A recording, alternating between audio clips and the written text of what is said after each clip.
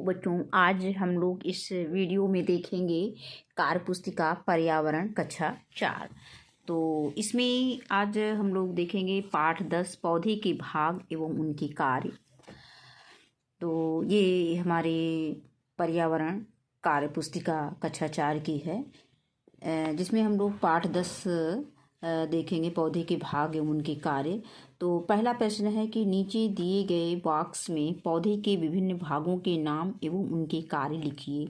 तो यहाँ पे ये पौधा दिखाया गया है, उनके भाग को हमें पहचानना है। ये तीर के द्वारा इसमें बताया गया है।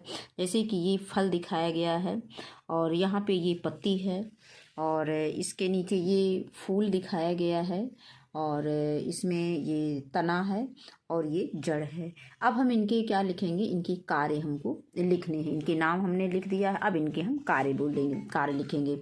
तो फल का क्या कार्य होता है? फलों के अंदर बीज पाए जाते हैं, फल बीज की रक्षा करते हैं। इसके बाद आता है पत्ती का कार्य, प्रकाश संश्लेषण, वाष्पोत्सर्जन और श्वसन क्रिया का कार्य पत्ती का होता है। इसके बाद आता है फूल का कार्य होता है पौधे की वंश वृद्धि के लिए फल तथा बीज का निर्माण करते हैं या निर्माण करना।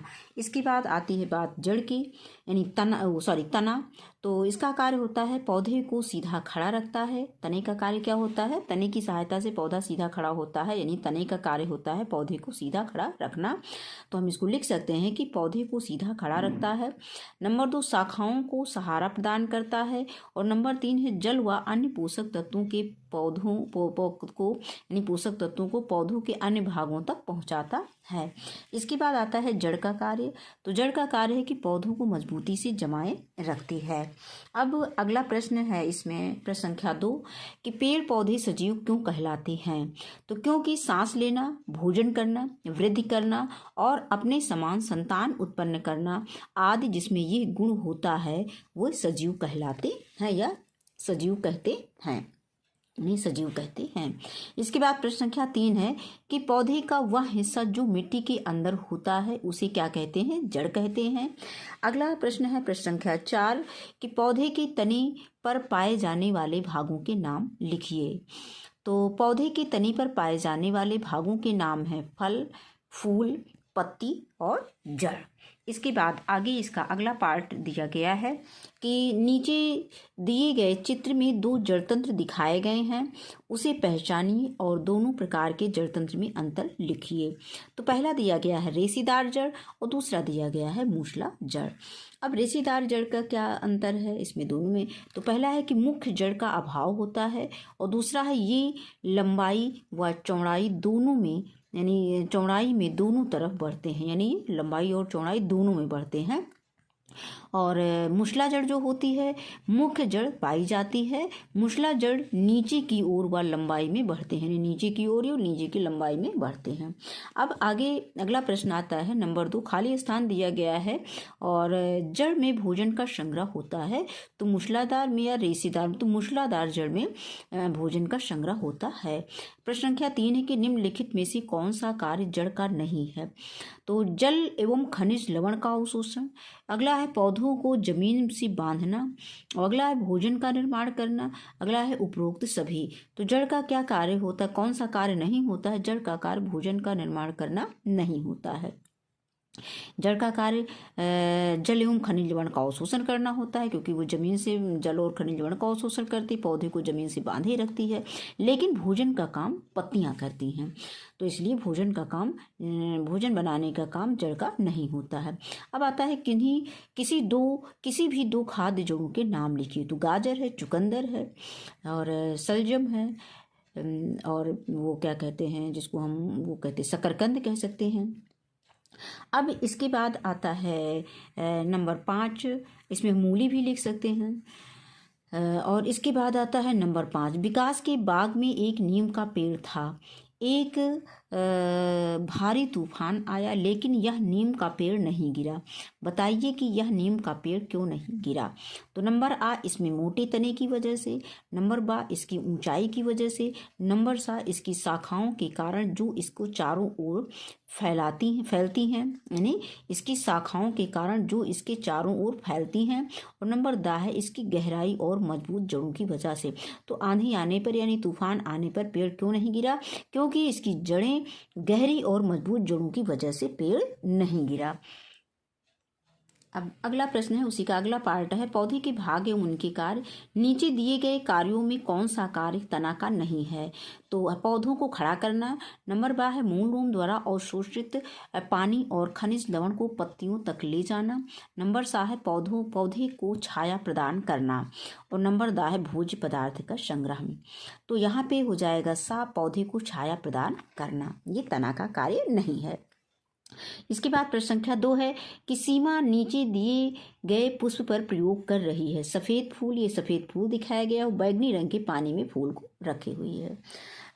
एक दिन के बाद सीमा ने फूल में क्या देखा? तो ये एक्सपेरिमेंट तो हमने भी किया है, इसको हमने करके देखा है।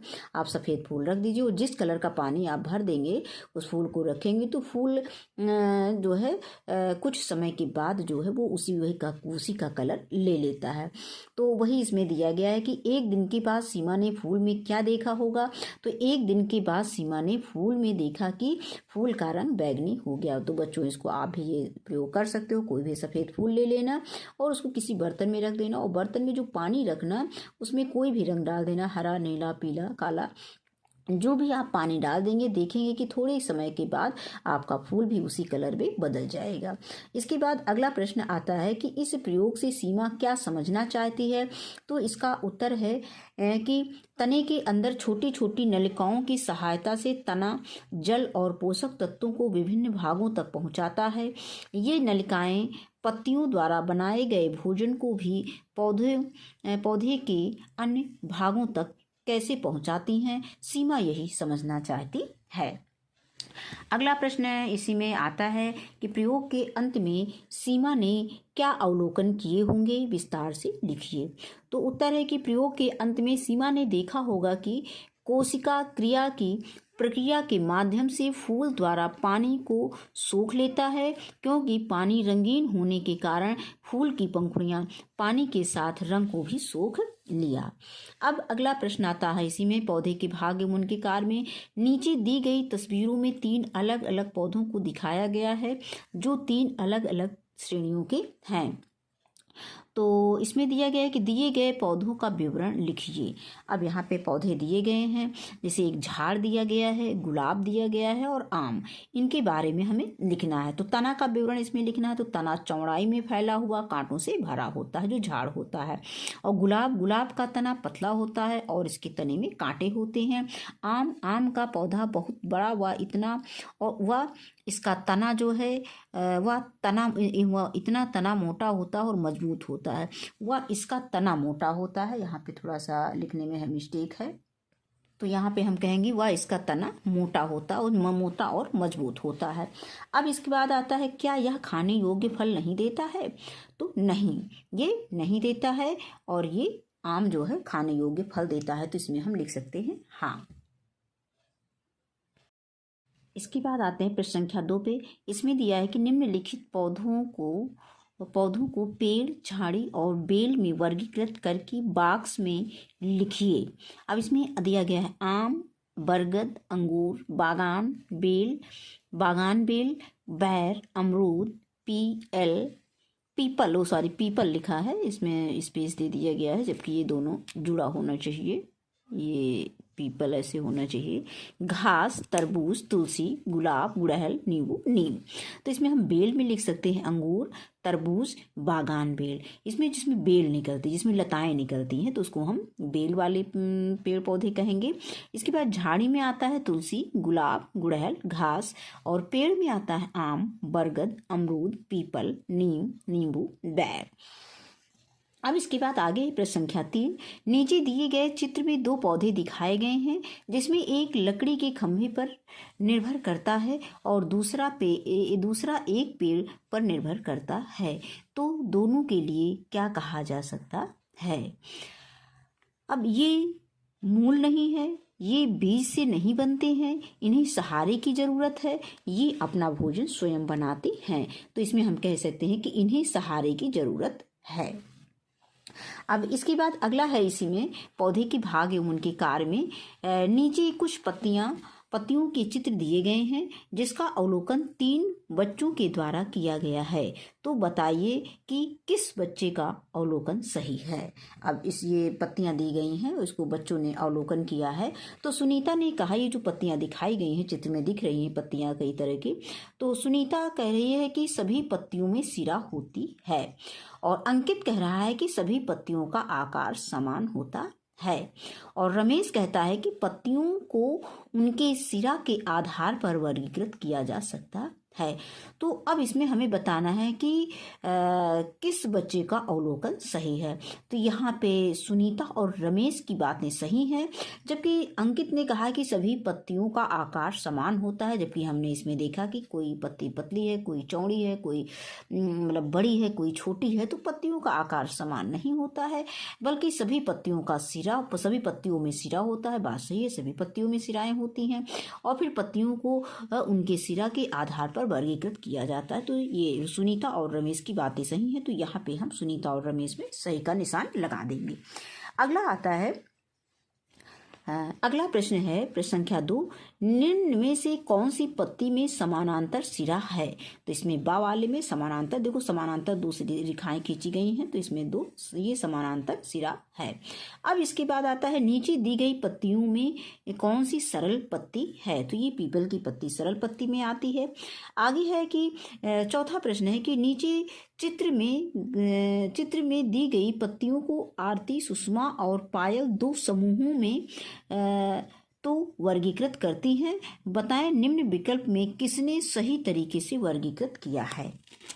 अब इसको जो है आरती, सुषमा और पायल ने पत्तियों का अलग अलग वर्गीकरण किया है, अपने अपने हिसाब से इसको बताया है। तो आरती ने बताया है कि नंबर 1 खुरदरा सतह है, ने जो पहला समूह है उसमें खुरदरा सतह है और दूसरा समूह चिकना सतह है। सुषमा ने कहा कि नहीं, क्रमागत व्यवस्था, पहले में क्रमागत व्यवस्था है, दूसरे में आमने सामने व्यवस्था है। और पायल ने कहा कि नहीं, पहला है धारदार किनारा और दूसरा समूह है सपाट किनारा। तो इसमें जो है किसकी बातें सही है, तो इसमें दिया है, ऑप्शन में दिया है कि केवल आरती की सही है, केवल सुषमा की सही है, केवल पायल की सही है। तो यहाँ पे आएगा कि उपरोक्त सभी तरीकों से वर्गीकृत कर सकते हैं, यानी जितना भी बातें आरती, सुषमा और पायल ने जो अलग अलग तरीके से पेड़ों का वर्गीकृत किया है समूह 1 और समूह 2 का, वो सभी सही हैं। अब इसी में आगे का पार्ट है पौधे के भाग एवं उनके कार्य। नंबर 1, अमन पौधे की एक शाखा को पत्तियों सहित पॉलीथीन की थैली के अंदर बंद कर देता है और अच्छी तरह धागे से बांध देता है। फिर पौधे को 2 घंटे के लिए धूप में रख देता है। कुछ घंटे बाद पॉलीथीन की थैली में पानी की बूंदें क्यों दिखाई देने लगती हैं, कारण सहित लिखिए। तो इसका उत्तर है कि वहाँ के तापमान के आधार पर जल वाष्प संघनित होकर बूंदों में बदल जाती हैं और पॉलीथीन के अंदर का पानी जो पत्तियों में अतिरिक्त मात्रा में था वह वाष्पित होकर बूंदों में प्रकट हो गया। अगला है प्रश्न संख्या 2, वाष्पोत्सर्जन क्या होता है। तो नंबर आ दिया है कि पत्तियों द्वारा अतिरिक्त जल का वाष्पीकरण। नंबर बा में है पत्तियों द्वारा अतिरिक्त शर्करा का वाष्पीकरण। नंबर सा है पेड़ पौधों द्वारा भोजन बनाने की क्रिया। और दा दिया गया है जब पौधा शर्करा को ऊर्जा के रूप में प्रयोग करता है। तो इसमें आ ऑप्शन सही है कि पत्तियों द्वारा अतिरिक्त जल का वाष्पीकरण। इसके बाद आता है नंबर 3, पेड़ पौधे श्वसन करते समय कौन सी गैस बाहर निकालते हैं। तो ऑक्सीजन, क्योंकि पेड़ पौधे जब श्वसन करते हैं तो ऑक्सीजन निकालते हैं और कार्बन डाइऑक्साइड ग्रहण करते हैं। और मनुष्य क्या करता है, मनुष्य ऑक्सीजन को ग्रहण करता है और कार्बन डाइऑक्साइड निकालता है, दोनों का अपोजिट संबंध है। अब अगला प्रश्न आता है प्रश्न संख्या 4 कि निम्न में से कौन सा कारक वाष्पोत्सर्जन को प्रभावित करता है। तो वायु, तापमान, प्रकाश, इसमें तीनों कारक जो है वाष्पोत्सर्जन की क्रिया को प्रभावित करेंगे। तो यहाँ पे हम ऑप्शन दा को सही करेंगे। अब इसके बाद आता है श्वसन व वाष्पोत्सर्जन में क्या अंतर है। तो इसमें श्वसन दिया गया है कि हमारी तरह पौधे भी सांस लेते हैं। सांस लेने की इस क्रिया को श्वसन कहते हैं और यह क्रिया दिन रात होती है। वाष्पोत्सर्जन में आता है कि जड़ द्वारा अवशोषित अतिरिक्त जल पत्तियों से वाष्प के रूप में बाहर निकलता रहता है। इस क्रिया को वाष्पोत्सर्जन कहते हैं। आगे है, यह क्रिया पर्णरंध्रों के माध्यम से होती है। इसी में अगला पार्ट दिया गया है कि पौधे के भाग एवं उनके कार्य में, कि पौधे के कौन से भाग को रसोई घर कहा जाता है, तो पत्ती को कहा जाता है।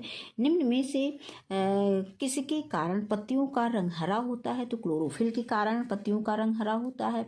अगला प्रश्न आता है कि प्रकाश संश्लेषण किसे कहते हैं, तो जड़ द्वारा अवशोषित जल तनु द्वारा पत्तियों तक पहुँचता है। सूर्य के प्रकाश में भोजन बनाने की इस क्रिया को प्रकाश संश्लेषण कहते हैं। अगला है प्रश्न संख्या 4 कि चित्र में पत्ती का आवर्धित भाग दिखाया गया है, वो किसका है, तो चित्र में क्या दिखाया गया है, पर्णरंध्र दिखाया गया है। सतह पर के छिद्रों का क्या कार्य है, तो इन छिद्रों के द्वारा पत्तियां वातावरण से गैसों का आदान प्रदान करती हैं तथा इन्हीं के माध्यम से पत्तियां कार्य करती हैं। अगला है प्रश्न संख्या 5, निम्नलिखित में से कौन सा प्रकाश संश्लेषण में भाग नहीं लेता है, सूर्य का प्रकाश, जल व लवण, कार्बन डाइऑक्साइड।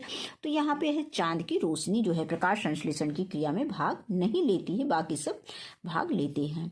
अगला आता है प्रश्न संख्या 6, हरे पेड़ पौधे भोजन बनाते समय निम्न में से कौन सी वायु को बाहर निकालते हैं, तो ये जब पेड़ पौधे भोजन बनाते हैं तो ऑक्सीजन को बाहर निकालते हैं। यहाँ पे हम ऑक्सीजन में टिक कर देंगे। अगला दिया है पौधे के भाग एवं उनके कार्य में। पहला प्रश्न दिया गया है कि पौधे अपनी जड़ों के माध्यम से मिट्टी से पानी को अवशोषित करते हैं, यह पानी कहाँ तक पहुँचेगा, फूल, फल, पत्ती और जड़। तो यह सिर्फ यानी नंबर सिर्फ 3 इसमें सही है, तो यहाँ पे ये पत्ती तक पहुँचेगा।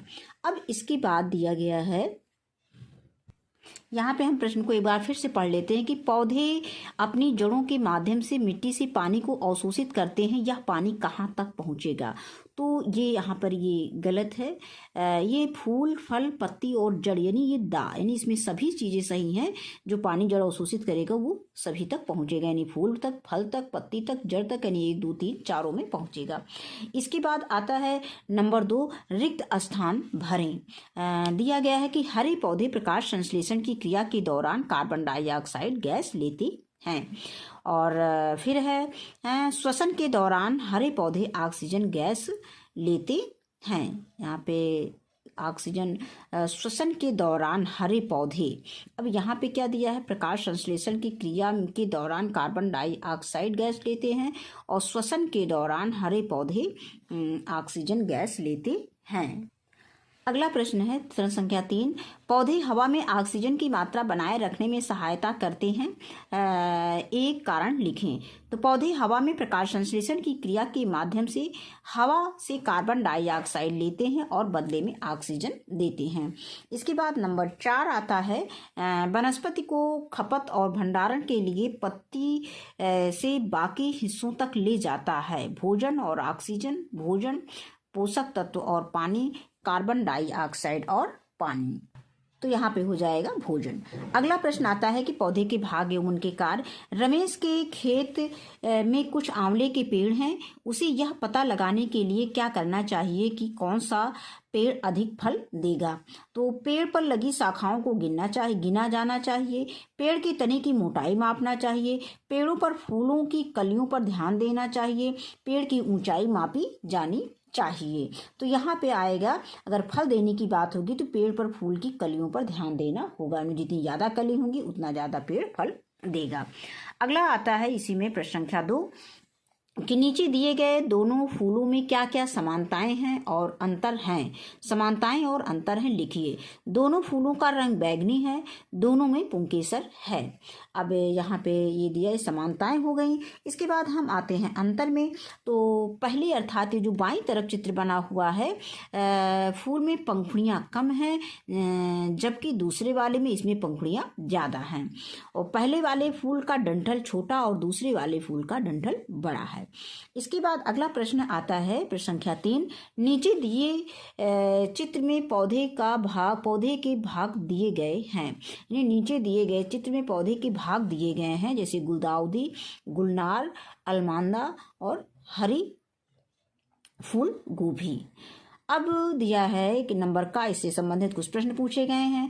उपरोक्त चित्रों में पौधों के कौन सा भाग को दिखाया गया है? तो फूल को दिखाया गया, हम देख रहे हैं कि सभी में फूलों को दिखाया गया है। फिर आगे आता है कि दिखाए गए पौधे के भाग का मुख्य कार्य क्या है? फल बनाकर नए बीजों का उत्पन्न करना, क्योंकि फूल का क्या काम होता है? फूल का काम होता है कि फल बनाकर नए बीज को उत्पन्न करना। और इसके बाद अगला प्रश्न आता है कि गुलदाउदी, गुलनार, अलमीदा अपने चमकीले रंगों के कारण आकर्षक हैं, यह कैसे उपयोगी हैं? इन फूलों का चमकीला रंग आकर्षक होने के कारण ये फूल कीड़ों को आकर्षित करने व प्रजनन में सहायक होते हैं। आगे दिया गया है पौधे के भाग एवं उनके कार्य। अमन अपने विज्ञान शिक्षक के साथ बातचीत कर रहा था, तो अमन दिया गया है कि फल का कार्य मनुष्य और जानवरों के लिए भोजन प्रदान करना है। मुझे बस मीठे और रसीले आम पसंद है। शिक्षक, मनुष्य और जानवरों के लिए भोजन प्रदान करना सभी फलों का मुख्य कार्य नहीं है। वास्तव में सभी फल खाने योग्य नहीं है, कुछ फल जहरीले भी होते हैं। तो यहाँ पे दिया गया है कि 3 ऐसे फलों के नाम लिखिए जो जहरीले नहीं है लेकिन खाने योग्य भी नहीं है। तो बरगद है, पीपल है, शीशम है। इसके बाद आता है खा, किसी जहरीले फल का नाम लिखिए, जट्रोफा। और गा है, फल का मुख्य कार्य लिखिए। तो फल का मुख्य कार्य है बीज उत्पन्न करना और बीजों की रक्षा करना होता है। इसके बाद आगे दिया है, अमन कह रहा है कि मैं एक पौधे के बीज को बोने जा रहा हूँ। मुझे उम्मीद है कि अगले कुछ हफ्तों तक मौसम सुहाना रहेगा ताकि यह एक स्वस्थ नए पौधे में विकसित हो। और शिक्षक कहते हैं कि अंकुरण के लिए सूर्य का प्रकाश जरूरी नहीं है। तो अंकुरण किसे कहते हैं? तो बीज का सामान्य परिस्थितियों में सामान्य पौधे में परिवर्तन होकर बाहर आकर बढ़ना ही अंकुरण कहलाता है। इसके बाद अंकुरण होने के लिए क्या क्या आवश्यक है? तो अंकुरण होने के लिए आवश्यक कारक है जल, प्रकाश, ताप व ऑक्सीजन आदि है। आगे दिया गया है फूलों से क्या बनता है? फल और जड़, जड़ और फूल और फल और बीज। तो फूलों से क्या बनता है? बीज बनता है। अब आगे हम देखेंगे कि नीचे दिए गए चित्रों को देखें, दिखाए गए पौधों को नामांकित करें। तो यहाँ पे ये दिया गया है केला और दूसरा अनानास दिया गया है। तो यहाँ पे पहला प्रश्न दिया है कि उपरोक्त पौधों में कोई बीज नहीं पाया जाता है, फिर वे प्रजनन कैसे करते हैं? तो उपरोक्त पौधों का प्रजनन वानस्पतिक विधियों द्वारा प्रसारित किया जाता है, जिसमें cutting, grafting, layering, tissue culture आदि द्वारा करते हैं या आदि विधि शामिल हैं। इसके बाद है दिए गए फूल के हिस्सों के नाम और उनके कार्य लिखिए। तो यहाँ पे फूल के भाग का नाम और कार्य। तो वाह्यदल फूलों की कली को ढक कर रखता है और उसकी रक्षा करता है। दल यानी पंखुड़ी, यह फूल को आकर्षित करती है और परागकण में सहायक होती है। इसके बाद पुंकेसर है, इसका मुख्य कार्य परागकणों को उत्पन्न करना होता है। और स्त्री केसर है कि स्त्री केसर का कार्य पराग प्राप्त करना और बीज उत्पन्न करना है। आगे इसके दिया गया है, आगे है रेगिस्तान में उगने वाले पेड़ पौधों के लिए कौन अनुकूलन पाया जाता है? तो नंबर आ दिया है कि इसकी जड़तंत्र प्रणाली अच्छी तरह से विकसित होती है और पानी गहराई से अवशोषित करने के लिए मिट्टी से गहराई तक फैलती है। तो ये सही है। बा है, पानी को जमा रखने के लिए पत्तियां बड़ी होती हैं, ये भी सही है। सा है, पत्तों को कांटों में बदलने से वाष्पोत्सर्जन दर कम हो जाती है, ये भी सही है। और दा है, कुछ पौधों के तने गूदेदार होते हैं जो भोजन तथा पानी को संचित रखते हैं, सही है। और इसके बाद आता है कि इन पेड़ पौधों का जड़तंत्र अच्छी तरह से विकसित नहीं होता है जो पानी को अवशोषित नहीं कर सकते, ये भी सही है। अगला आता है प्रश्न संख्या 2, दिए गए चित्र को देखकर प्रश्नों के उत्तर दो। एक, यह किस पौधे का चित्र है? तो कैक्टस का चित्र यह चित्र में दिखाया गया है।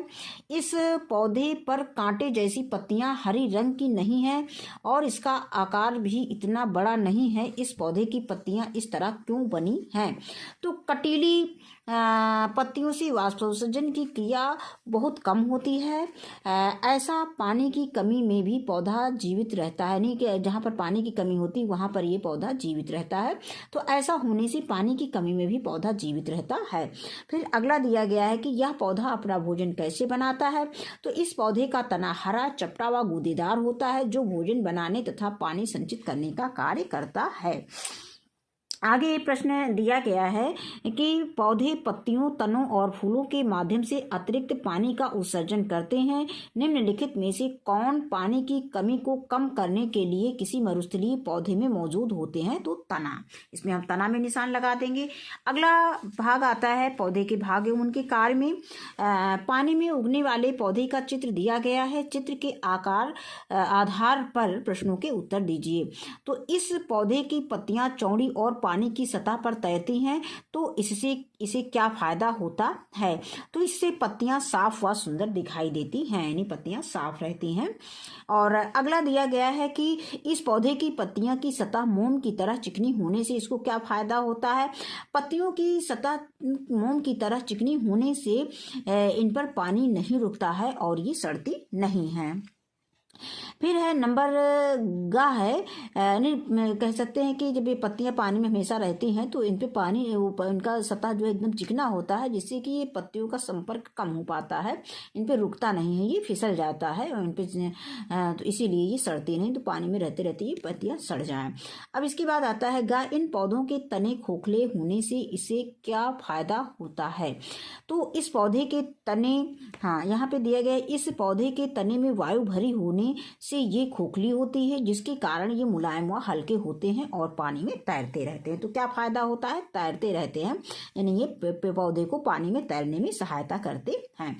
अगला आता है जलीय और मरुस्थलीय पौधे की तुलना करें। तो जलीय पौधे जड़ें कैसी होती हैं और क्यों? तो जड़ें रेशेदार होती हैं जो पौधों को की पानी की सतह पर तैरने में मदद करती हैं। यहाँ पे सतह होना चाहिए, पानी की सतह पर तैरने में मदद करती हैं। अब इसमें मरुस्थलीय पौधे की बात आती है, जड़ की। तो जड़ें लंबी तथा गहराई में होती हैं जो मिट्टी के अंदर जाकर पानी का अवशोषण करती हैं। अब आगे दिया है पत्तियां कैसी होती हैं। तो पत्तियां हरी और चपटी होती हैं और इनकी पत्तियां कटीली होती हैं। तना कैसा होता है? तना लंबे, पतले, मुलायम व हल्के होते हैं और तना हल्का, हरा, चपटा व गूदेदार होता है मरुस्थलीय पौधों का। और जलीय पौधों का तना लंबे, पतले, मुलायम व हल्के होते हैं। उदाहरण में अगर हम जलीय पौधों की बात करें तो कमल है, कुमुदनी है, जलकुंभी है, और इसमें मरुस्थलीय पौधों में नागफनी है और सतावर है। इसके बाद आता है पौधे के भाग एवं उनके कार्य। ये अब ये अंतिम पार्ट है इसमें। तो इसमें पहला प्रश्न दिया गया है कि अधिक वर्षा वाले क्षेत्र के पौधे की पत्तियों में निम्नलिखित में से कौन सा अनुकूलन देखने को मिलेगा और क्यों? तो यहाँ पर पानी की आसानी से प्रवाह, यानी पानी का आसानी से प्रवाह हो जाता है। भोजन का संग्रह, ये भी गलत है। कम वाष्पीकरण, ये भी सही। अधिक वाष्पीकरण, ये भी सही, ये भी गलत है। तो क्यों मिलेगा? यहाँ पे सही ऑप्शन है पानी का आसानी से प्रवाह। अब इसके बाद आता है शंक्वाकार वृक्ष उन क्षेत्रों में पाए जाते हैं जहां अधिक सर्दी और बर्फ गिरती है। शंक्वाकार वृक्ष का कौन सा गुण बर्फबारी में इसे टूटने से बचाता है? तो पतली सुई की तरह पत्ती होने के कारण इसे बर्फबारी से बचाता है। अब इसके बाद अगला प्रश्न आता है कि ठंडे प्रदेश में पाए जाने वाले पेड़ों के चित्र दिए गए हैं। निम्न में विकल्प में से कौन इनकी विशेषता को दर्शाते हैं? तो पहला दिया गया कि पत्तियां छोटी एवं सख्त होती हैं ताकि बर्फ एवं ओलों से इन्हें क्षति होने की संभावना ना हो। और बाद दिया गया है कि बीज सख्त आवरण से ढके होते हैं ताकि वे ठंड में भी जीवित रह सकें। और इसके बाद दिया गया है जड़ें गहराई तक फैली होती हैं ताकि तेज हवाओं का सामना सामना कर सके। इसके बाद आता है कि पेड़ों के ऊपरी भाग शंक्वाकार होते हैं ताकि उन पर बर्फ ठहर ना सके। तो यहाँ पर इनमें से सभी सही हैं। तो ये पाठ हमारा यहीं पे ख़त्म होता है, पाठ 10। और आज के वीडियो में बस इतना ही। वीडियो देखने के लिए बहुत बहुत धन्यवाद।